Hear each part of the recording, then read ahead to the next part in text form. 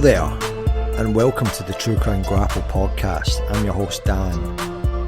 As always, thanks for downloading the show. You're going to want to stay subscribed to us, and if you aren't already subscribed, then what are you waiting for? Hit that button.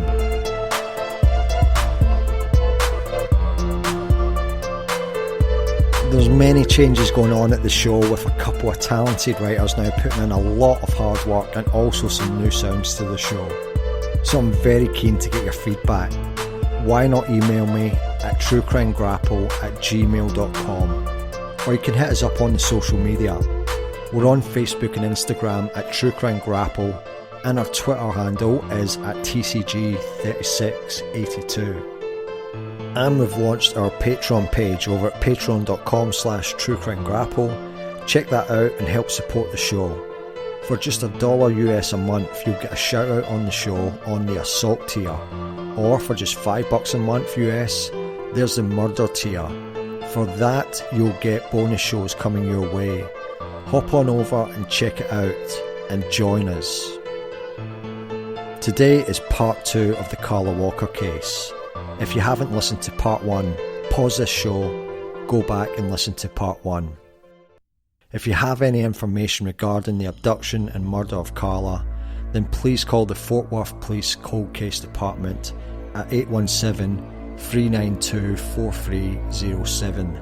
That number again, 817-392-4307. Show today comes to you from Lauren Dariani. Sound editing and music is by Baba Beats. It's time now. It's time for part 2. Lock that door, sit back and relax. Because it's true crime time. It's true crime time. It's true crime time.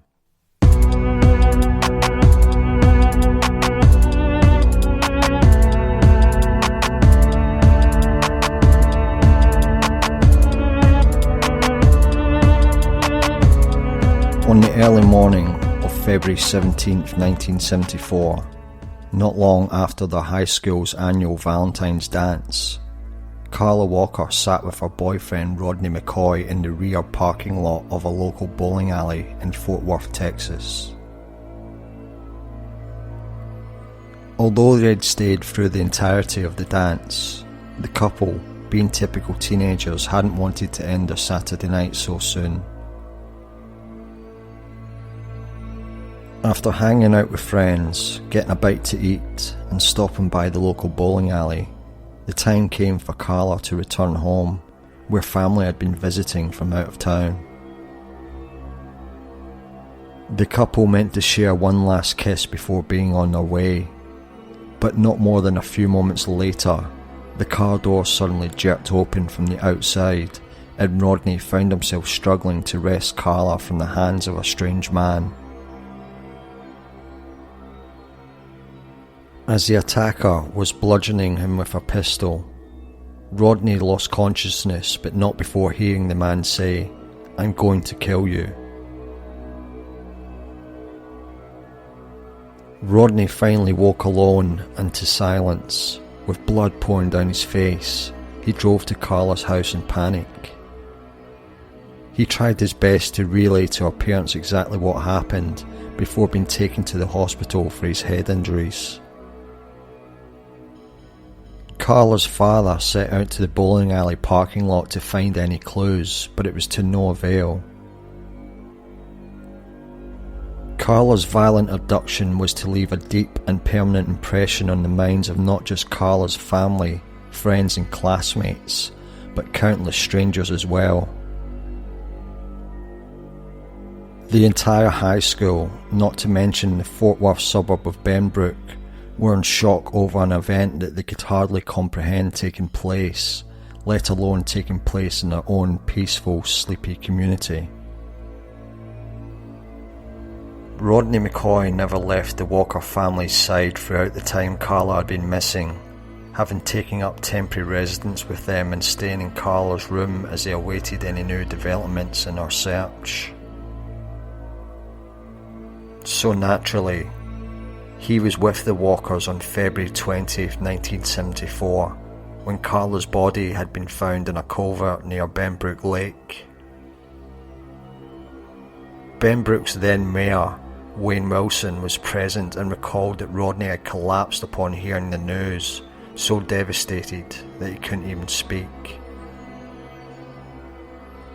There was no doubt in the Walkers' minds at any point that Rodney was innocent in Carla's abduction and murder.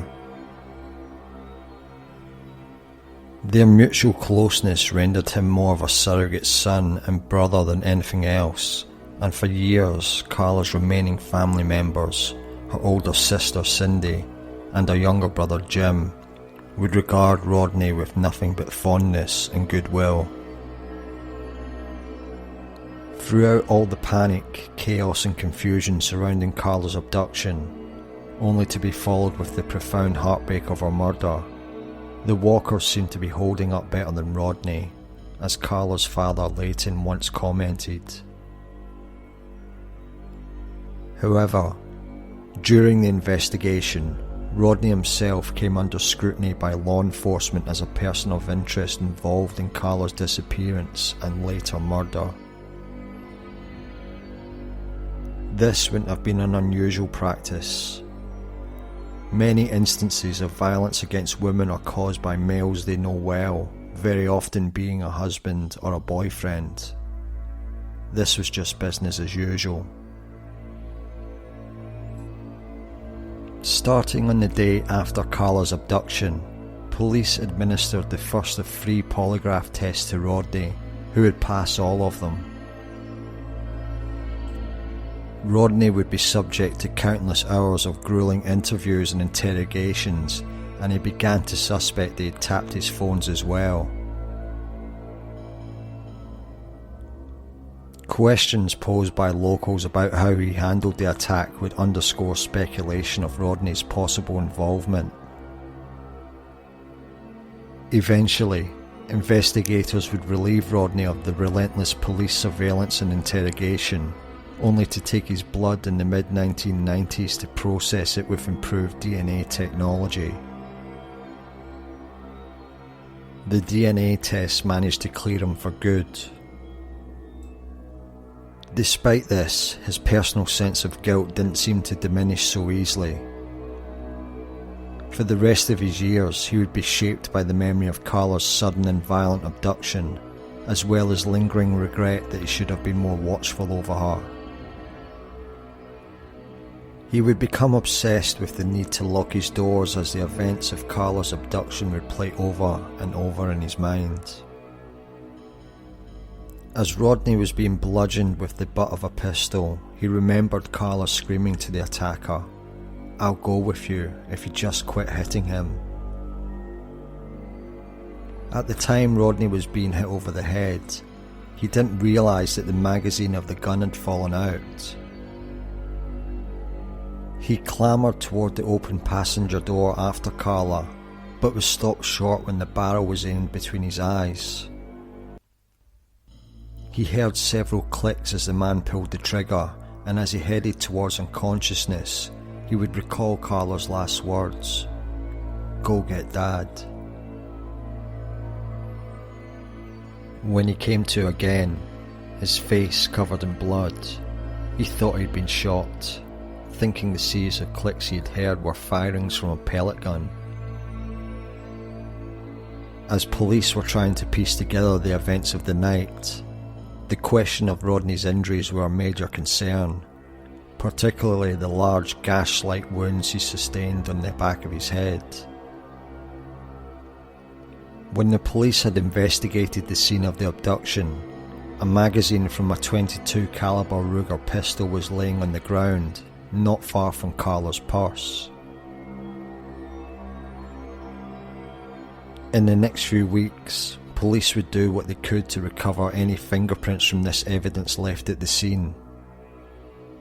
Only a partial palm print was ever recovered. Some Ruger firearms are known to be designed with a magazine disconnect feature, a safety measure that prohibits a user's ability to unload rounds as they attempt to pull the trigger, even if one is already in the chamber, or the magazine is only slightly disengaged. Using that type of gun to strike a phone book produced the same markings that were present in Rodney's head, including the depression caused by the release that extended past the handle. It had been determined that while the perpetrator was using the butt of the gun as a weapon, the blows disengaged the magazine, causing it to slip from the chamber and fall to the ground. The trauma that Rodney was dealt would turn out to be a blessing in disguise. It was clear that if it wasn't for the blows that disengaged the magazine from the chamber, Rodney was meant to be dead. Since it wasn't long after the man began bludgeoning Rodney that he'd lose consciousness, building a comprehensive description of the man who took Carla would prove difficult. According to Rodney, the attacker was a white male in his early to mid-20s, about 5 feet and 10 inches tall, and weighing between 165 and 180 pounds. He was clean cut with light brown hair that was close cropped but looked to be wavy at the top. The police never released the composite sketch yielded from Rodney's description, thinking its generic, unremarkable nature would confound the investigation and bring in calls about nearly anyone. With the help of hypnosis, Rodney also recalled that the man had said, quote, "She doesn't want to come with you, she wants to come with me." From what little speech Rodney heard, he was able to determine that the man talked like a cowboy, and it is assumed that he is referring to a southern drawl. The attacker was wearing a cowboy hat that was light coloured and which had fallen off his head as he opened the passenger door of the car. While a hat matching this description was found lying in a residential street not far from the bowling alley the same day, nothing was made of it. Under hypnosis, Rodney later added that the man who took Carla wore a shiny green vest under his long-sleeve shirt. There are several details that Rodney recalled about the vehicle which had been parked in the exit lane of the parking lot. It was medium in size and light in colour. Rodney remembered that there was a light coming from inside the perpetrator's car, presumably the dome light, and that its parking lights had been on. On February 20th, 1974 at 6:35 p.m, nearly 4 days after she had been taken from Ridgely, Brunswick Bowl, Carla's body was found by one of 2 Fort Worth patrol officers investigating the area immediately around Benbrook Lake. In a field beyond a barbed wire fence containing strands of her hair, Carla's body lay in a muddy concrete cattle culvert, having been placed on her back with her head facing south. Her blue dress, the one she had borrowed from her sister Cindy for the Valentine's dance, was dirty, tattered and partially covering her body, as though she'd been dragged from the road to the culvert, and her underwear was nowhere to be found. The only piece of evidence recovered from the scene was located on the ground about 12 feet from her body, and that was the promise ring Rodney had given Carla. On the same day of her discovery at 9:30 p.m, Tarrant County's Chief Medical Examiner Dr. Felix Gwoats performed an autopsy on Carla's body. Rigor mortis was described to be completely absent. His placement of Carla's death at 2 or 3 days before she was found was consistent with the process of rigor mortis, which typically peaks around 12 hours and decreases over as much as 48 hours afterwards. Dr. Gwoats had reported that she had been badly beaten, and he cited bruising found around her head, face and neck, as well as around her knees and thighs. It's not known when during her abduction that she sustained the bruising. Scrapes were also found on her chin, elbows, knees and hands. A fracture on Carla's throat was also found, strongly suggesting a death that was due to asphyxiation by strangulation. Bruising was present on the left and right sides of her neck, as opposed to consistent bruising all the way around, so it was likely that she was strangled manually and without the use of a ligature. Petechial hemorrhaging that can arise from hypoxic state was found in Carla's eyes, another indication of strangulation. It was also confirmed by the medical examiner that Carla was sexually assaulted. Pubic hairs were found that didn't seem to match her own, including one mixed in with her own pubic hair, and 2 found in her vaginal canal as well. 1 cc of semen was also found in her vagina. Trace evidence in the urine and blood shows that while Carla was in captivity, she had been injected with morphine, a powerful pain reliever. Morphine was not a drug known to be used recreationally at this time, and it would generally have only been accessible by doctors, pharmacists, and other workers in the healthcare field. For this reason, it was a significant finding, though it wasn't a fact that would be publicised until decades later. Along with morphine in her system, there was an amount of alcohol as well. A witness who spent time with Carla and Rodney just after the dance recalls that Carla was drinking. While that could explain the presence of alcohol, the body is known to produce alcohol on its own as it decomposes after death, and the amount that was found in Carla's body was found to be a reasonable amount consistent with the medical examiner's stated time of death of 2 to 3 days before the time of the autopsy. Carla's stomach also contained the partially undigested food from the Taco Bell she and Rodney had visited just before she was taken. It's not known how long after this meal she had been killed, and many factors such as nutritional content and the presence of stress or anxiety are taken into account. Morphine in the body can also slow down the digestion process to hours or even days depending on the dose administered. The investigation into Carla's murder was marked by both innumerable man-hours from dedicated investigators as well as an immense outpouring of sympathy and support from the community. Reward money offered for information about Carla's murder climbed up to an amount comparable to tens of thousands of dollars today. Contributors, when they weren't listed as anonymous, ranged from school students to politicians. One donor, who maintained his anonymity except to identify himself as Dalton, would go so far as to establish his own tip hotline. A male caller, apparently distressed, had called in claiming to have information regarding the case. But before he could give any information, he hung up never to call back, despite pleas to do so. As efforts to find Carla Walker's killer continued, one individual after another began making his way into her case file as a person of interest.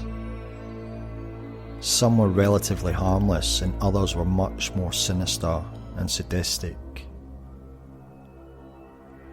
Over hundreds of persons of interest, a few would manage more than a fleeting glance from investigators.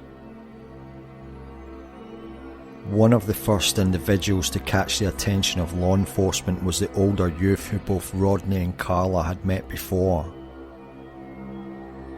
He had been one of the partygoers at the beer busts that were held on Friday near Benbrook Lake. The night before the Valentine's dance, he began hitting on Carla in front of Rodney. The hostility between him and Rodney moved from the lake to the local Mr. Quick hamburger, right next to the Taco Bell that was to provide Carla with her last meal. Ultimately, the confrontation petered out with no one getting physical. Police brought the man in and questioned him, but for reasons unknown to us, he was let go. The Ridgely, Brunswick Bowl became the next site of interest, where a 25-year-old regular patron was bowling with a friend in the night of Carla's abduction. The tall and slender man was a menacing individual who also sold drugs and was thought to be capable of committing the kind of crime that Carla was victim to. Fitting Rodney's description of Carla's attacker, he would often dress in Western clothing, along with donning cowboy hats, and his hair was cut short. He happened to drive a light-coloured car as well. The day before Carla's body was found, he was questioned by police and given a lie detector test. Ultimately, he was released. On February 26, 6 days after Carla's body was discovered, 2 Fort Worth men in their mid-20s were arrested at their apartment for distributing marijuana and hashish. One fit Rodney's description of Carla's murderer. Despite some suspicious items that officers found among the considerable stash of narcotics, including a pair of gloves stored in a strange location, nothing came of their questioning. The next suspect that police looked into was a 35-year-old ex-convict from Sulphur Springs, Texas, about a month later. On March 11th, 1974, nearly 3 weeks before Carla's body was found brutalised, James Wendell Baxley approached the home of a 21-year-old housewife in Irving, Texas. He spent a few hours in the neighbourhood and had already knocked on her front door moments before to ask for information about a person she said she didn't know. This time, under the pretense of wanting to make a call to directory assistance, he made his way into the home, armed with a small caliber chrome-plated pistol. He forced her into a bedroom where he proceeded to rape her under the threat of killing her children if she didn't comply. He was charged for the rape on the 29th of March. This was by no means Baxley's first run-in with the law, having had 9 prior convictions that repeatedly sent him into correctional facilities. Among the convictions of burglary and auto theft were 4 counts of aggravated sexual assault, one which was committed over a decade earlier. Although he had a history of sex-related offences, Baxley looked nothing like the man Rodney had described Carl's attacker to be. He was much older and hardly clean-cut. Eventually, Baxley was let go by the police and the search for Carla's killer continued. On April 23, 1974, 16-year-old Danita Cash parked along the Arlington-Bedford Road, now called Greenbelt Road, near the bridge that spanned the West Fork Trinity River. She planned to pick up her brother and his friend, who'd gone into a heavily wooded, somewhat secluded area for target practice. Danita honked her horn to alert the boys that she had arrived. Seemingly out of nowhere, a man approached her car to see if she needed any help. She told him she was fine. The man walked off as she proceeded to honk twice more while waiting for her brother and his friend. Danita hadn't expected the man to come back, but he did, and this time with a sawed-off 12-gauge shotgun. Forcing Danita from her car and to his truck, he bound her hands with wire and covered her mouth with carpet tape. She attempted to free herself and speak to the man as he drove, and when he reached to loosen the tape, he lost control of the truck and veered off the side of the road.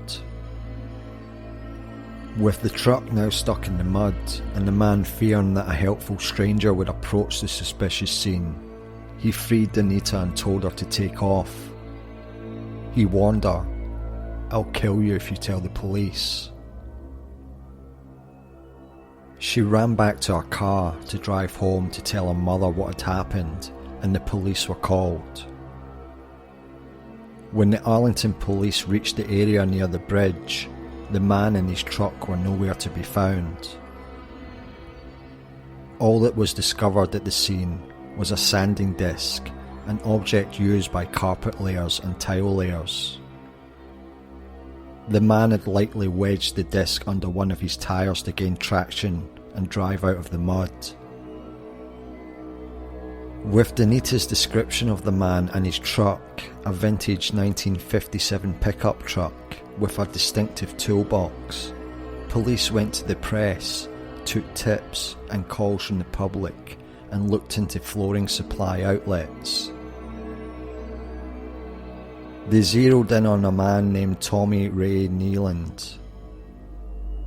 Tarrant County officers began a stakeout outside of his home. They showed Danita a photo of Nealand, whom she positively identified as her would-be kidnapper, and they even caught him painting his truck in order to conceal it. Eventually, Nealand realised he was being surveyed and willingly met with police on their own premises.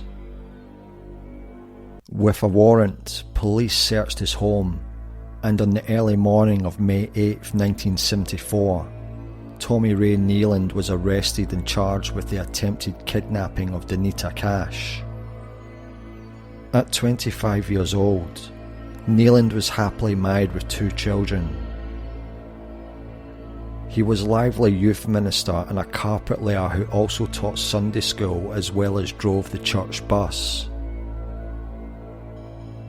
Bowling and gospel concerts regularly figured into his free time, but his clean-cut appearance and enthusiastic devotion to God matched only what looked to be a wholesome character.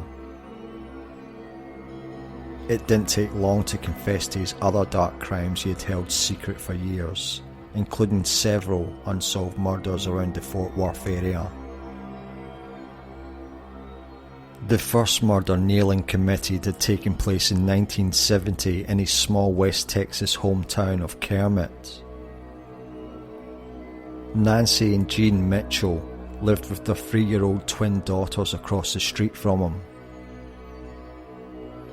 On the night of September 15th, Nancy filled a prescription at approximately 8 p.m. and returned home to put the children to bed and talk to her uncle. Her husband arrived home around 12:45 a.m. to find Nancy missing, though the children were sleeping and her purse was left behind.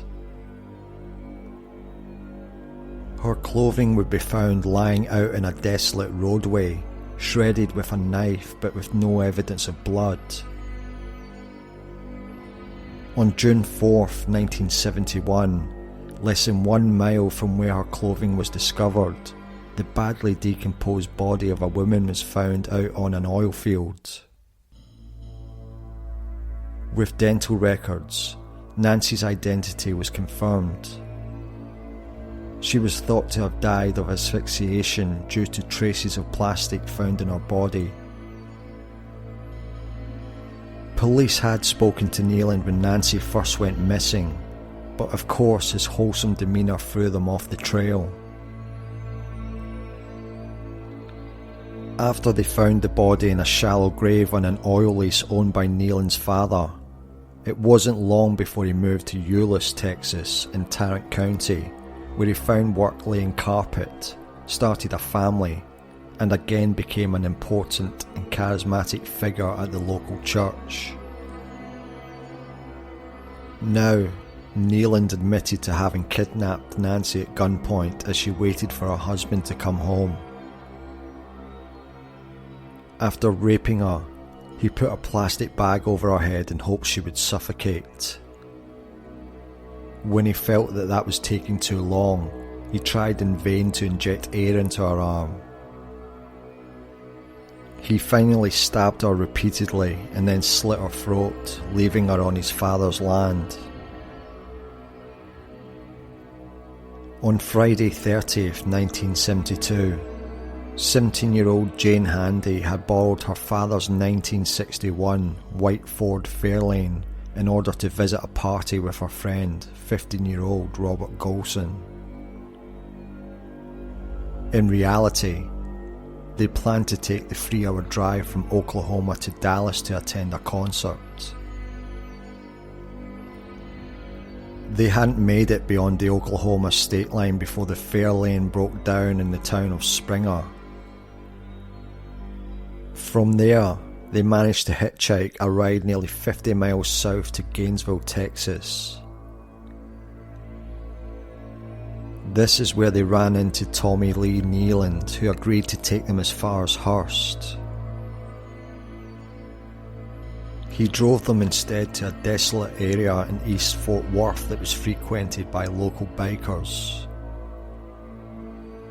Always armed with a gun, Nealand was able to bind both teenagers' hands with wire coat hangers. Nealand began raping Jane. She managed to temporarily get her hands free as she fought for her life and resisted his attempts to gag her. He finally pulled a knife and stabbed her repeatedly in the chest and back. After he slashed her throat, he stabbed her furiously in the face. By this point, Robert had fled for his life, but Nealand was able to catch up with him. He stabbed Robert in the chest and back and then slit his throat. It was bikers who found Robert first, whose body lay on the trail. Jane was later found in the surrounding area by police searching for further evidence.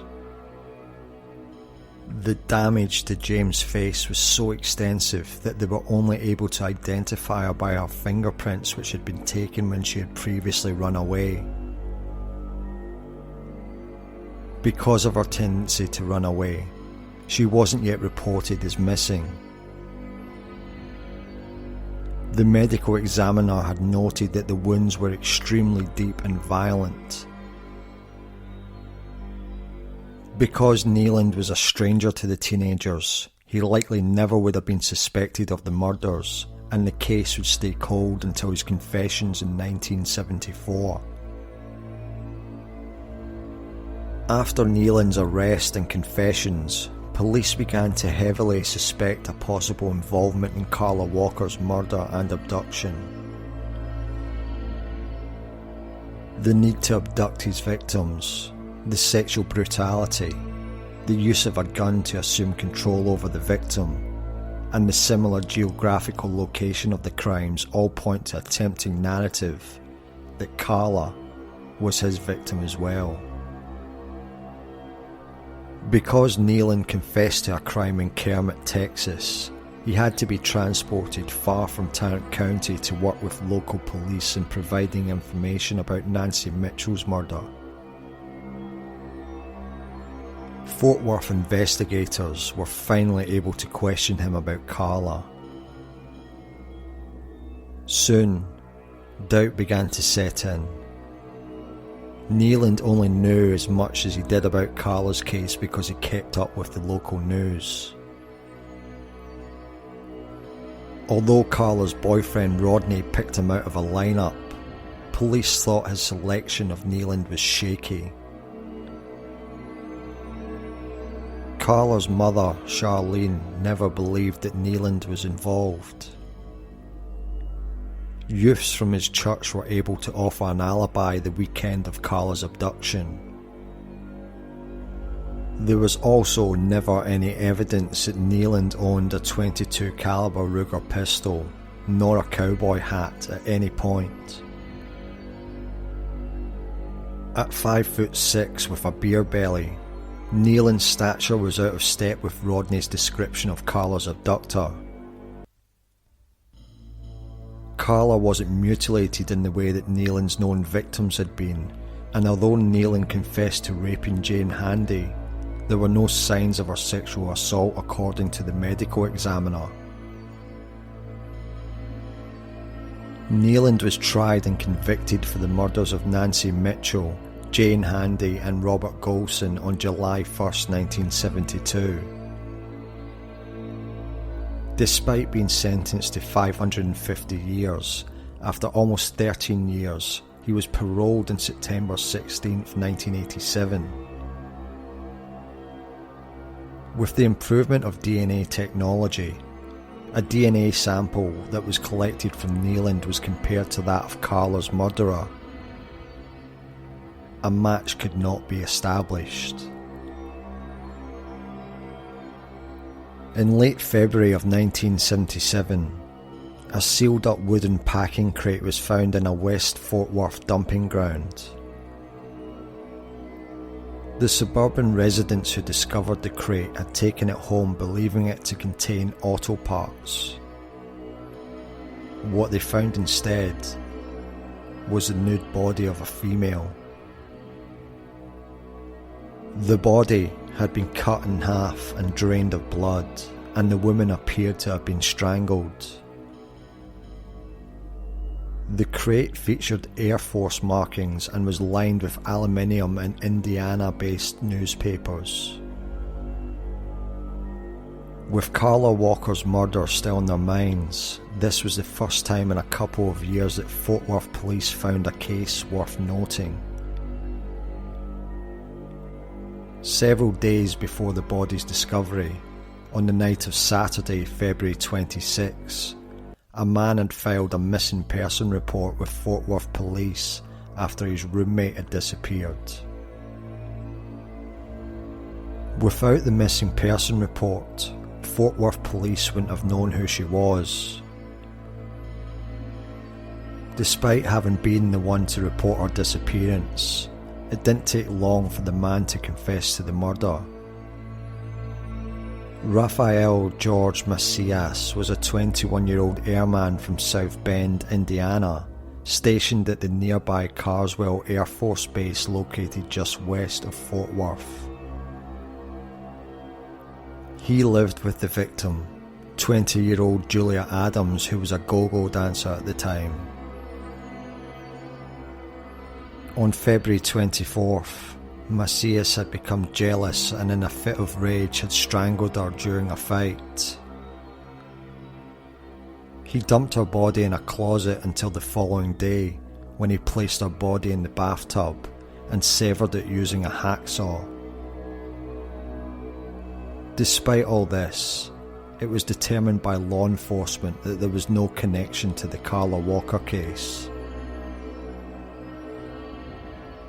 After nearly 2 years of no new suspects, a man who hailed from Paris, Texas, but was living in Tennessee came under investigation.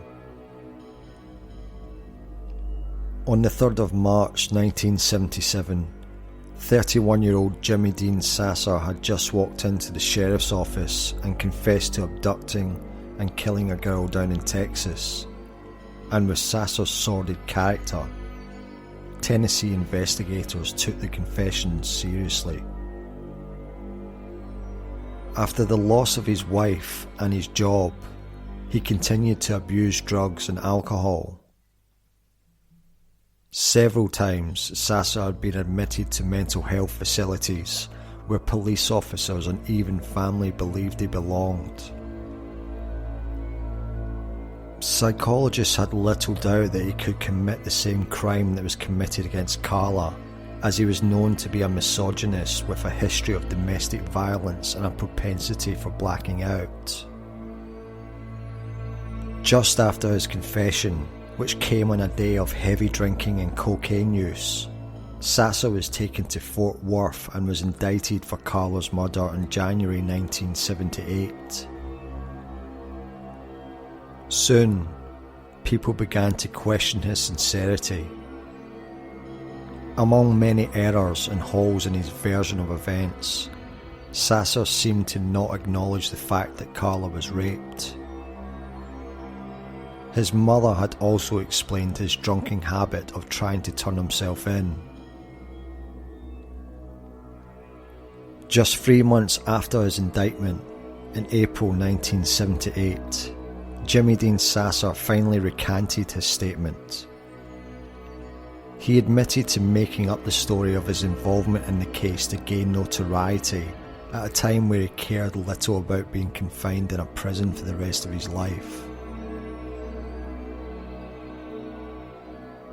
One of the men who would be remembered for how tirelessly he worked to solve Carla Walker's murder was not assigned to the case at all, nor was he from the same department. Yet he spent years into his retirement trying to bring the killer to justice and closure to the Walker family. Detective John Terrell was a Fort Worth police officer and a detective who was active in the mid-1970s working burglary cases. At that time, the town's population was on the rise, climbing to beyond 300,000, and it seemed like the instances of rape, abduction and murder were on the rise too.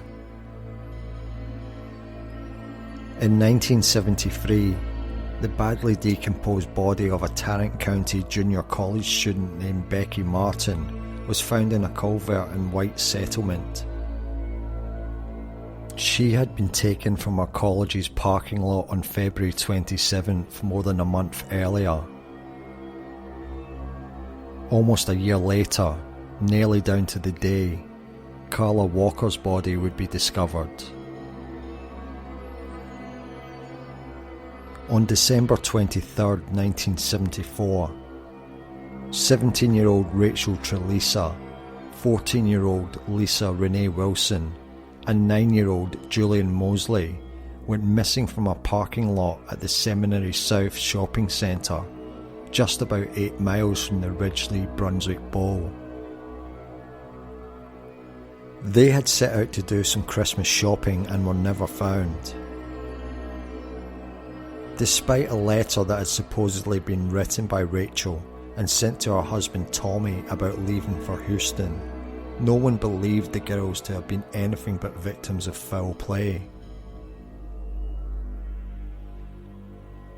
Terrell would take interest in these cases, but with his hands full with burglary cases, he didn't attempt to get involved much more than just talking to other officers and keeping up with the stories in the newspapers.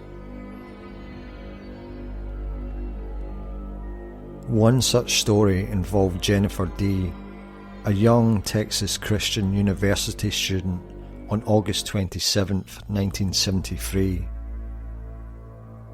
Jennifer, who had just moved into the area several weeks before, was leaving for college to attend her day's classes, but was having some difficulty getting her car to start.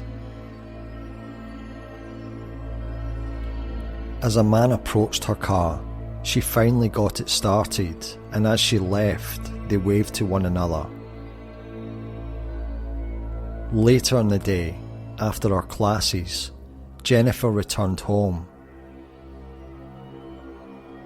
When she went to answer a knock on the door, she found herself facing the same man who tried to help her with her car earlier.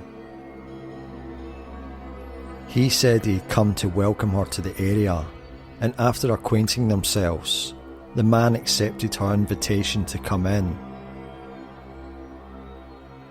Jennifer's dog seemed to dislike him, and she obliged when he asked that the dog be taken outside in order to ease his fear of dogs. The moment he caught her off guard, the man got behind her with a knife held to her throat. As he began undressing Jennifer, her hands bound, the man went to close the blinds. As he moved away from her, she managed to free herself and strike him in the head. He eventually overpowered Jennifer and sexually assaulted her for 3 hours until he ejaculated on her chest. As soon as the man left, Jennifer contacted the police. After a few days, William Ted Wilhoit was arrested and charged with criminal attempted rape. At the March 1974 trial, the jury of 10 women and 2 men doubted her story.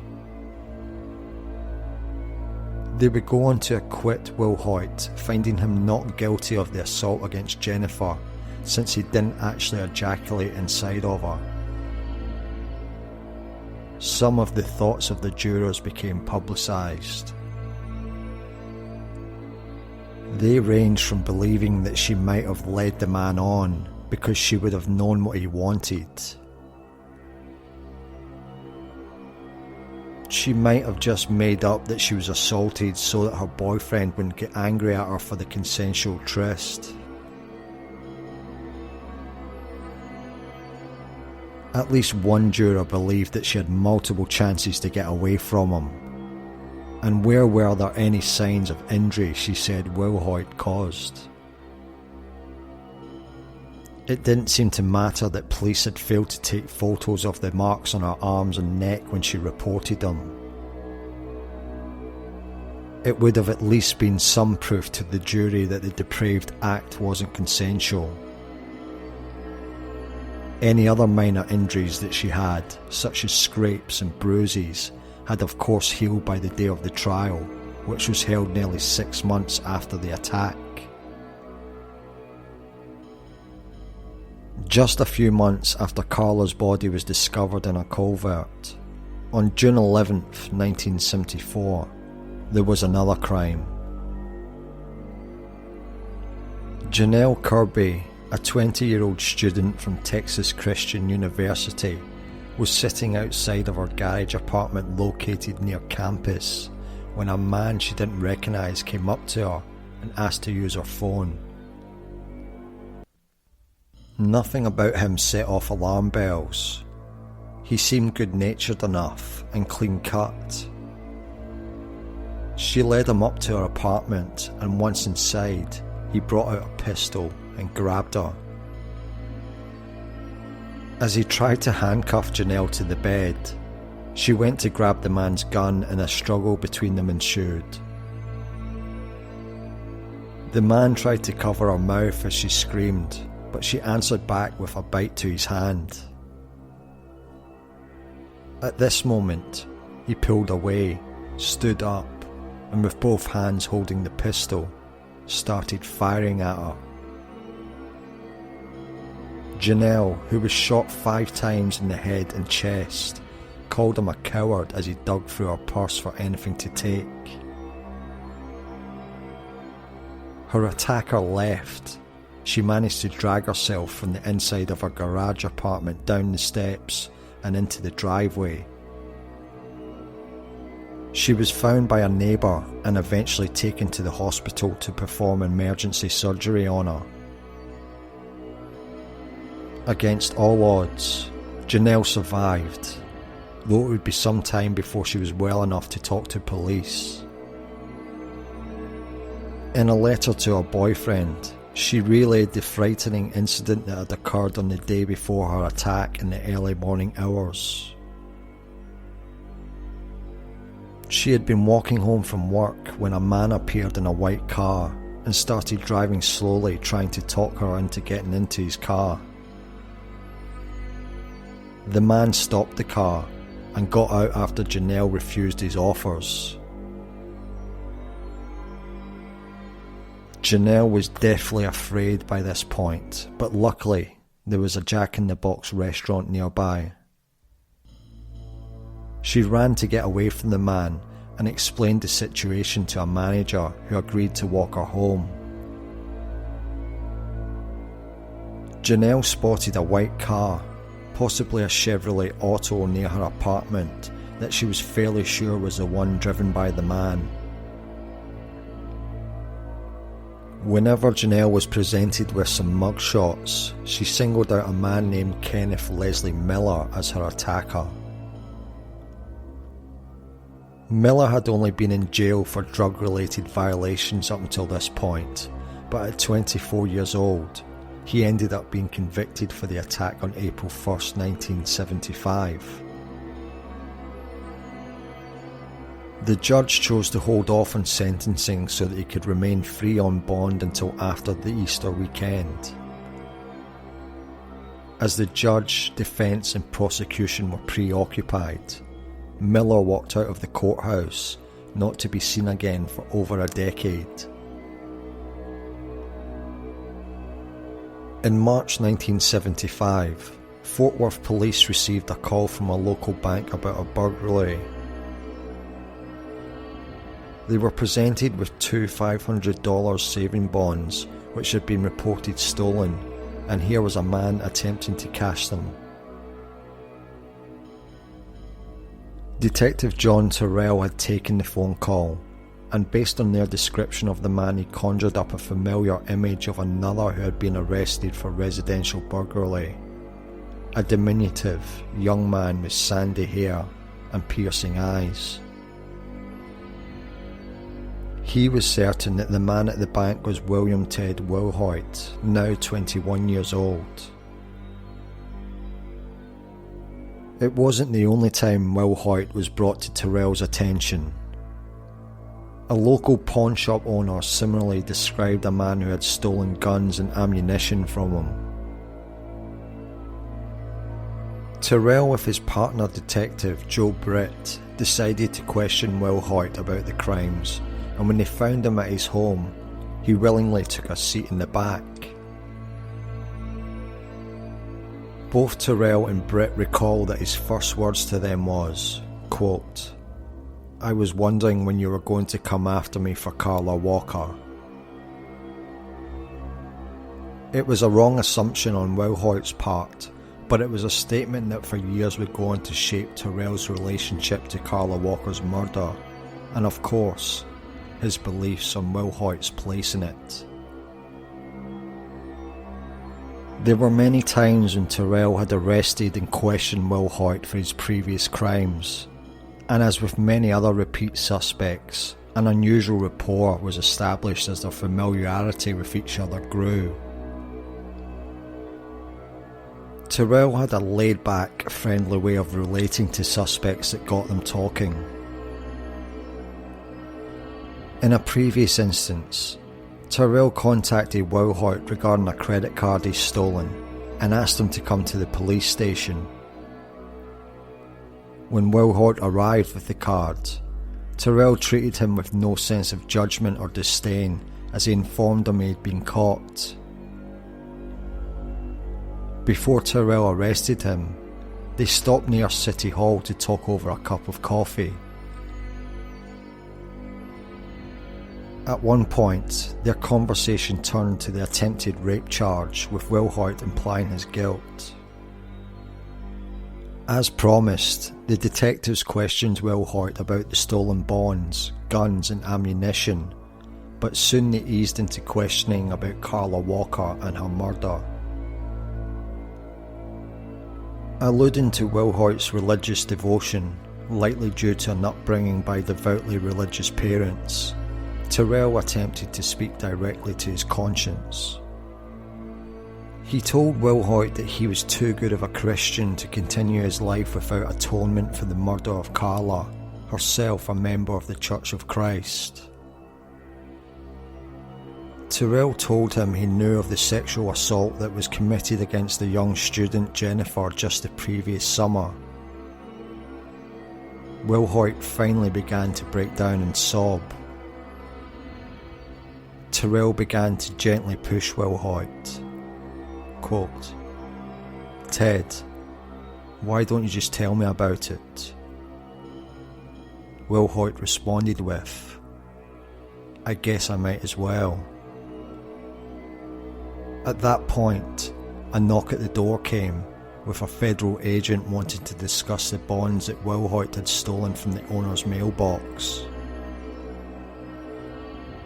Once Terrell returned to Wilhoit, it was clear that any hopes of what was sure to be a confession had vanished, and they were never able to get him back to that state again. Wilhoit had been just as willing to sign over his Fourth Amendment rights as he was to be interrogated. The morning after the would-be confession, Terrell told homicide detective George Hudson that he suspected William Ted Wilhoit's involvement in Carla Walker's murder, and his desire for a search warrant for Wilhoit's home. Detectives Terrell and Britt accompanied Detective Hudson to the home the following day. A .22 Ruger pistol was among the items. A similar gun would house a magazine found at the scene of Carla's abduction. A bag that contained women's panties were also found. Wilhoit claimed that they belonged to his wife, but his wife denied it. These findings helped to convince Terrell that William Ted Wilhoit was indeed the perpetrator in the abduction and murder of Carla Walker. From here, other incidents contributed to Terrell's conviction.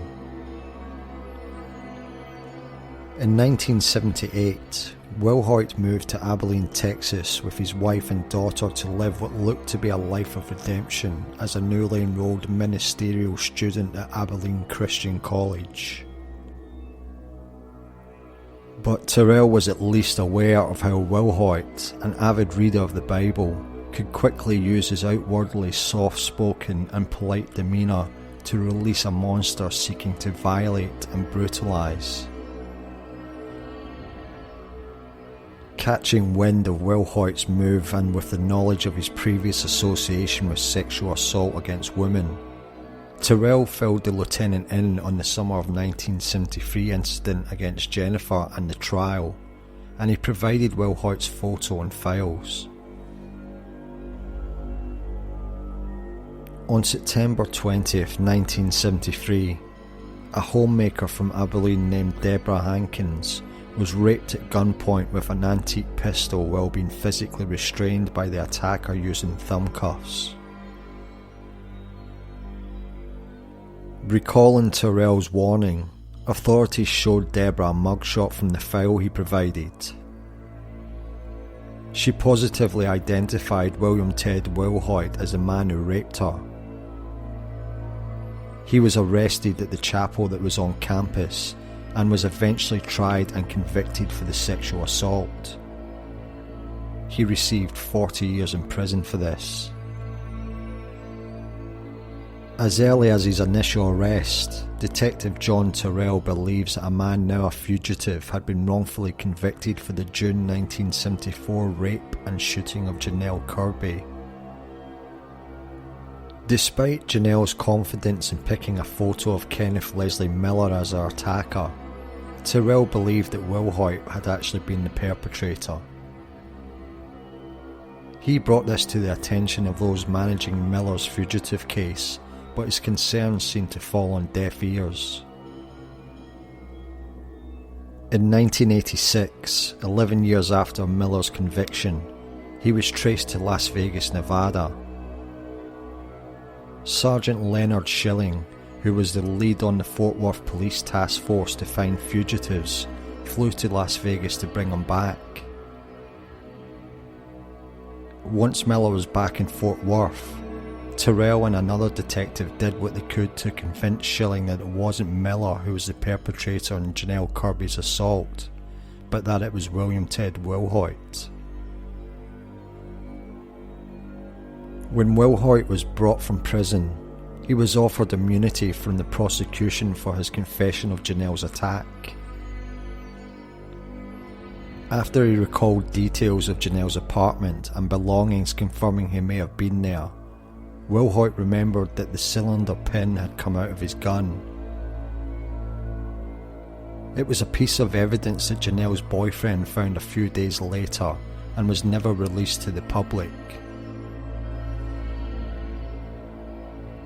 Seeing that Wilhoit was clearly the perpetrator, Kenneth Leslie Miller was released and his conviction finally overturned.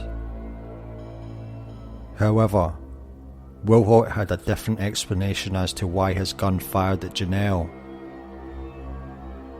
He didn't get up to aim the pistol and deliberately shoot Janelle.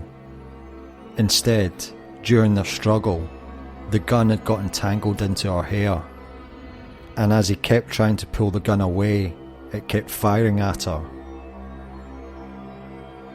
In 1992, Wilhoit was paroled after serving time for the rape of Deborah Hankins in Abilene.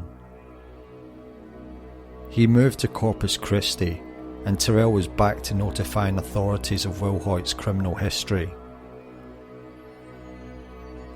On March 25, 1995, he was found climbing out of the window of a house after committing a burglary. His parole was revoked and he was back in prison. Despite the fact that Terrell has kept William Ted Wilhoit under watchful eye for years, any clear evidence that proves Wilhoit's guilt in Carla's murder has remained elusive. In the mid-1990s, Terrell had gotten in touch with the warden in the prison Wilhoit was staying in. He'd hoped to get information about Wilhoit from fellow inmates without his knowledge. The warden managed to get Wilhoit transferred to his unit so he could feel him out in talks. Fellow inmates were put up to the task of covertly finding out more about him. For nearly a year, Wilhoit had been observed this way. Any behaviour or socialising checked out for any hints that he was connected to Carla's abduction and murder. They found that he was very reserved and guarded. If he had done anything to Carla, he wasn't going to say anything about it. And if there was any line that he might cross, he never stepped over it. With all of Terrell's assuredness, Wilhoit's reticence could just as easily have implied that he had nothing to do with Carla's death. Many other inconsistencies could just point to the possibility that Wilhoit just wasn't the man police were looking for.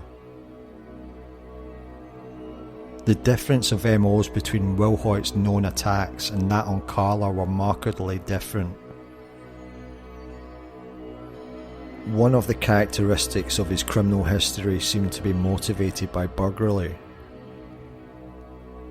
Even his sexual attacks on women seemed to be similarly motivated, with Wilhoit rummaging for items of value before quickly leaving the scene of the assault. In Carla's case, however, nothing of value seemed to be taken. Her purse was found in the parking lot of the bowling alley, and nothing was taken from her boyfriend Rodney. Her jewellery was left intact, and the only item of value not known to be on her was Rodney's promise ring, which was found at the culvert just within feet of her. All these attacks on women took place in their own homes. Drugs never figured into Wilhoit's method of managing or overpowering his victims. While he did use a pistol on his victims, it was mainly used to control women and not to physically harm them. In the case of Janelle Kirby, it was likely the result of Wilhoit panicking as his gun got caught in her hair during her physical struggle with him. Carla's attacker, on the other hand, seemed to be calm and controlled. As far as Rodney's description of Carla's attacker, there are nearly no similarities. Wilhoit stood only 5 feet 7 inches, several inches shorter than Carla's abductor, and he wasn't known to wear any type of Western clothing or hats. If there had been any bowling alley he'd likely have visited on the night of Carla's murder, it would have been the one a block away from where he lived at the time, as opposed to the Ridgely, Brunswick Bowl, which is over 7 miles away. As for any DNA evidence, Fort Worth Police Department Sergeant J.D. Thornton said to the press over 15 years ago that William Ted Wilhoit had been cleared when no match was found between a DNA sample provided by him and the material on Carla's body. Tarrant County Police insisted that Wilhoit was investigated thoroughly, but there was just nothing to tie him to Carla. Although he claimed to have turned down a promotion to homicide, Detective John Terrell would continue to work to prove Wilhoit's guilt in Carla's murder. Terrell's level of conviction would be a somewhat galvanising figure in the Carla Walker story. He never lost the support of his wife in his crusade for justice. Local papers would sing his praises for his dedication, and the community would see him as a larger-than-life figure concerning the case. Some Fort Worth police called him a nutcase who was obsessed with a narrative for which there was no proof. Terrell himself had thought that they were bungling the investigation overall. While Carla's mother, Charlene, was still alive, she was naturally thrilled when the police later decided to reopen her case. She also hoped that solving Carla's murder would be a comfort to Detective Terrell, whom she called John, acknowledging that it takes a special person to devote so much time and effort on the case as so few would. In the investigation into Carla's murder, there have been hundreds of individuals investigated. Some lower profile persons of interest, most likely witnessed by friends and students, have proven to be eerily pertinent to Carla Walker's case. Most, if not all of these witnesses felt the need to remain anonymous. With the terrifying acts that took place against Carla Walker, there's the natural fear that any harm could come to them from retaliation by the killer. Aside from Rodney Walker, one male witness was probably the closest to the Walker family, having been a friend of Carla's older brother Steve Walker. This witness recounted how he and a friend had a mutual acquaintance, a man whom they had suspected killed Carla. It was recounted that at the time of Carla's murder, the man had a wife of 5 years whom Steve had gone on a few dates with. In an act of retaliation against Steve, he killed his younger sister Carla. It was believed that the man, after taking Carla, had panicked due to all the publicity the incident received and the possibility of major backlash by Steve and his family and by law enforcement, so ultimately he had to kill her. He was a worker for the Texas Highway Department and was described as slim and wore clothing that somewhat fit Rodney's description, including cowboy boots and cowboy vests. He was known as a dangerous wannabe thug who was also into heavy drug use and was possibly capable of committing a crime like that against Carla. His parents would often use their affluence and social standing to bail him out of tight legal situations, and he seemed to cycle in and out of mental health facilities. The man had also been involved in a shootout during a police raid, and after the raid, he and his wife were arrested for possession of heroin. 4 months after Carla's abduction and murder, the man was found in his Fort Worth suburban home, dead of an apparent suicide in the form of a self-inflicted gunshot wound to the chest. The witness speculated that it was out of remorse for what he did to Carla. It wasn't until over 40 years later, in 2017, when local news would publicise the presence of morphine discovered in Carla's system, that another witness would come forward. Given the fact that morphine was not your typical recreational drug at the time, this information could be a key to the assailant's identity. Very few people outside of the healthcare industry would have access to it. But with this newly acquired information, one Western Hills High School student began to consider a former classmate whose stepfather was a doctor. His access to his stepfather's prescription pads allowed him to write out prescriptions and acquire pills, which he would then sell to fellow classmates.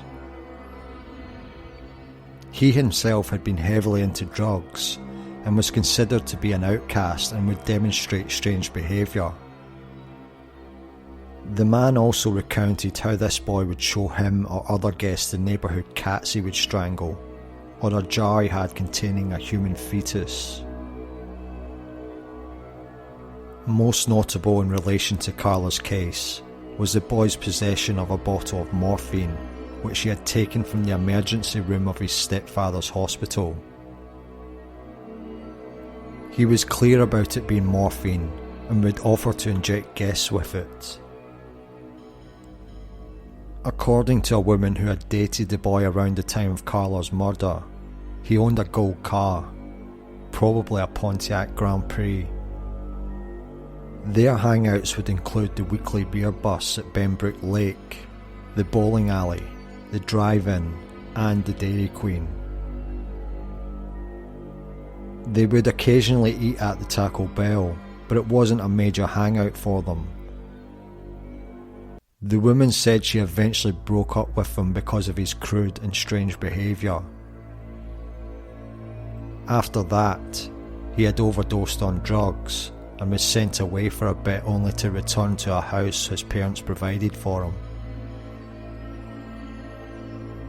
Another witness recalled a boy who would frequent Benbrook Lake.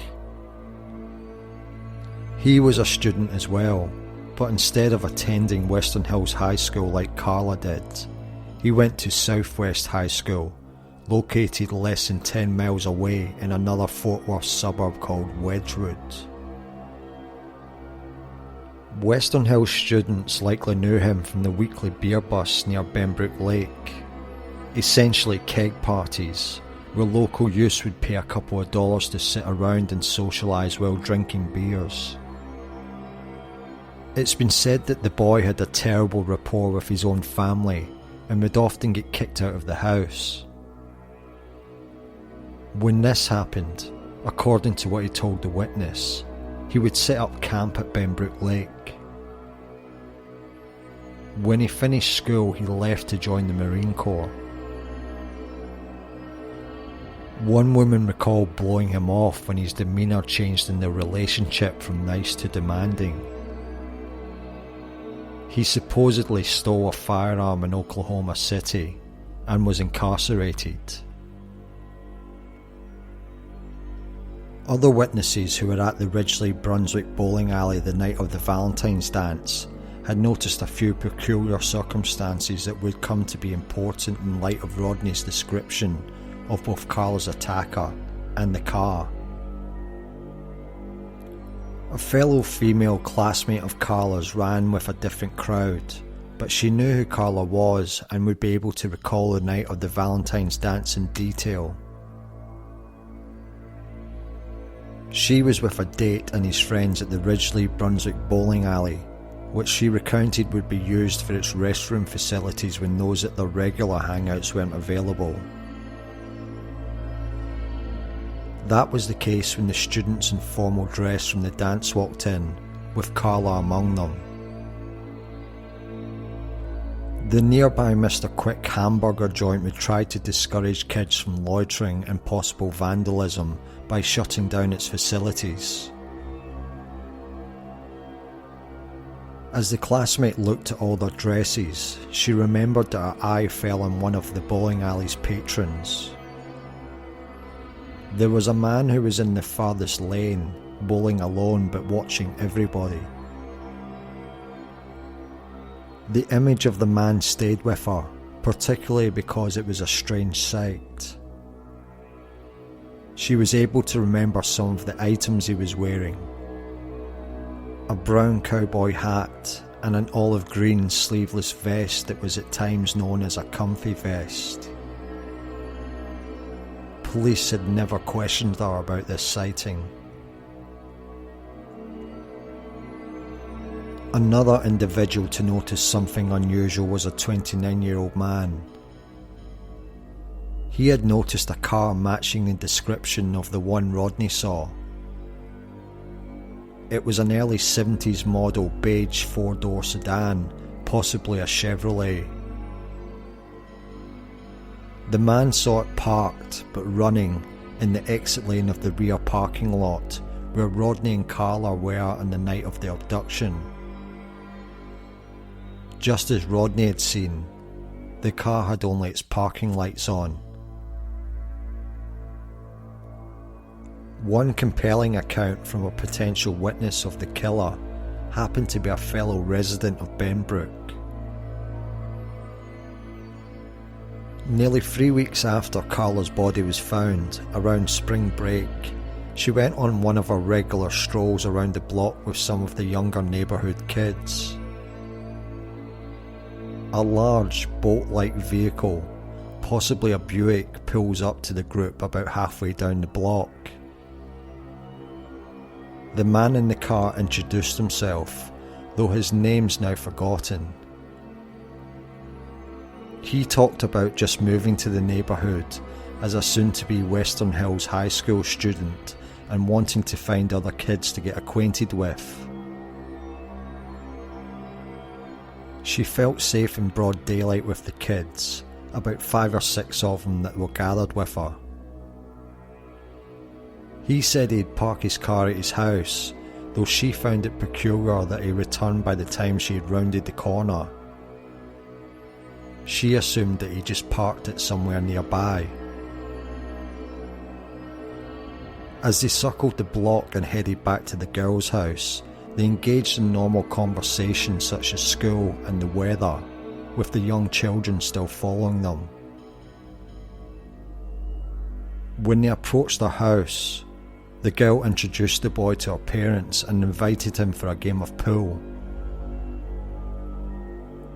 By dusk, they were sitting out on the curb, still having a casual conversation, when out of nowhere, the boy says, quote, "Sure is a nice night for a murder, just like Carla Walker." The girl was shocked to hear this and said back to him, quote, "That's not even funny. I went to high school with her. I knew her." It scared her to the point that she ran back into the house and told her parents in tears. Her father went to give him a ride home, while her mother talked to the next door neighbour to tell him of the suspicious exchange. She was directed to call Lieutenant Ball. Not more than a few days later, her mother got a call. Fort Worth police brought the boy in for questioning, but after one point he refused to continue talking. Because he seemed to not have any more information, the police decided to let him go. The woman described him having short, sandy, blondish, brownish hair, and even remembered exactly what he wore. He was wearing blue jeans, a green vest jacket, and a light-coloured shirt. He wasn't even high school age at all, as he led witnesses to believe. Instead, he was 23 years old. The case of Carla Walker has of course never been fully forgotten, and within the past decade, there has been interest in reviving the case. Investigators both within and outside of law enforcement have devoted countless hours pondering over Carla's case, with the answers seeming just to be within reach at times. Then came a twist. A new clue to a cold case, a short letter with a revelation kept secret for 45 years. I'm Chris Lawrence. I'm Cynthia Aguirre. Carla Walker was kidnapped in Fort Worth when she was 17.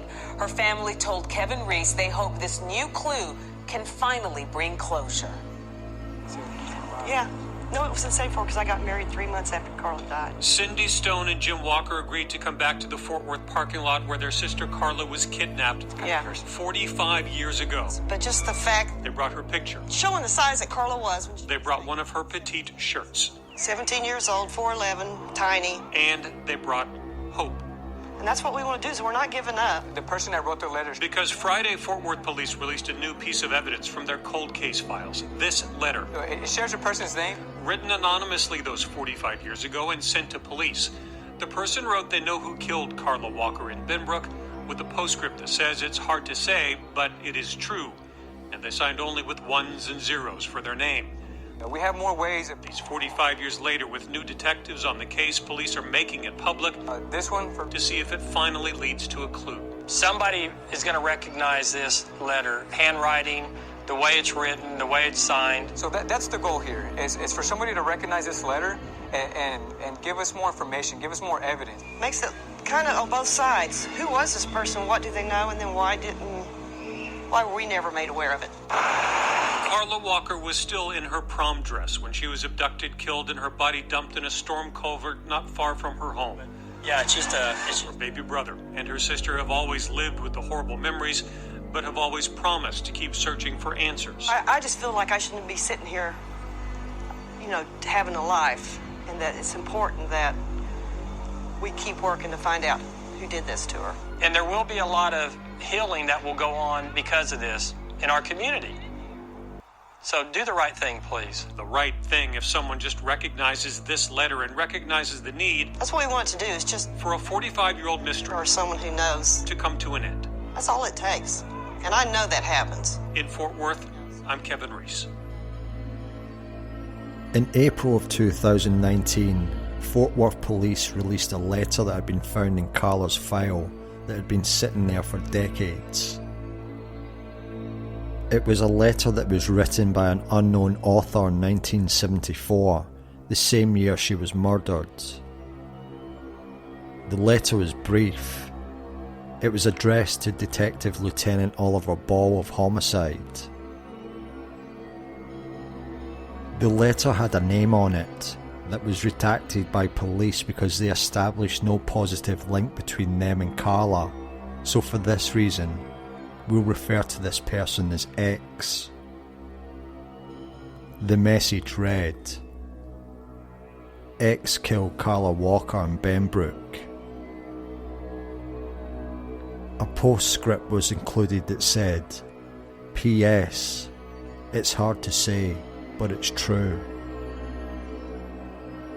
Both before and after the postscript was a line that read, Sign 10100. Investigators don't have a definitive knowledge of what that means. It could be a stand-in for the writer's name, but some investigators are suggesting it could be an old police 10 code. 10 codes were established before World War II by the Association of Public Communication Officials, intended by law enforcement and government agencies to streamline and standardise communication between different entities. If this was the writer's intended meaning, 10-100 would be the 10 code that commonly stood for Dead Body Found. Fort Worth police are optimistic that the letter could jog someone's memory, prompting them to come forward with more information that they might have of the murder. Over the years, those heavily involved in the case as it happened are retired or no longer with us. Carla's mother and father passed away in 1987 and 2015 respectively. Detective John Terrell, who spearheaded his own personal lifelong investigative campaign, had finally passed in 2010. Carla's closest loved ones, her older sister Cindy, her younger brother Jim, and her ex-boyfriend Rodney, still remain, never to give up their search for the truth of what happened to Carla. They're hoping that this letter could lead to the answers they've been waiting for.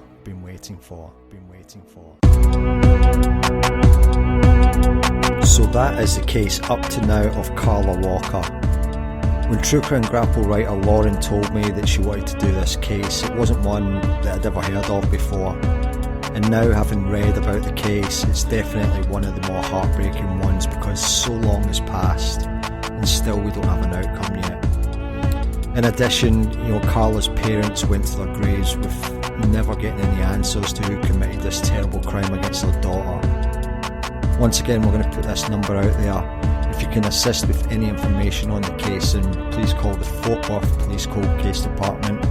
The number is 817-392-4307. That number again, 817-392-4307. We can only hope that this case gets closure in the near future, and I think what we've all seen in the past year and a half, especially with the capture of the Golden State Killer and other high profile crimes being solved after decades of being cold, we can never give up on hope that justice is coming to Carla, her remaining family and the residents of the Benbrook area. With that being said, till next time, I'm your host Dan, and stay safe out there.